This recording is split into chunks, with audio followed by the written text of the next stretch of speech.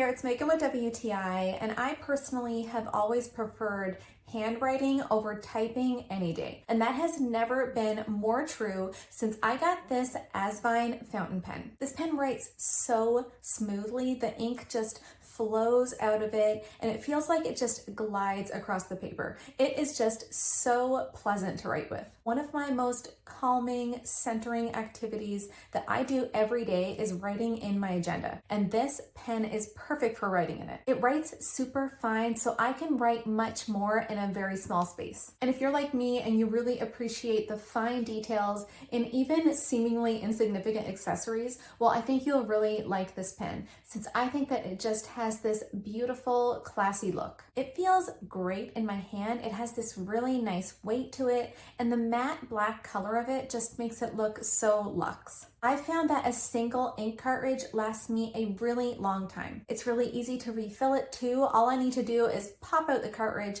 and pop in a new one and I'm good to go again. I'm so happy that this pen comes with a case, since I really do not want to lose it or damage it. I don't need to press hard on the paper when I'm writing with it. It feels almost effortless. I feel like I can write with this pen for hours, but that's just my point of view.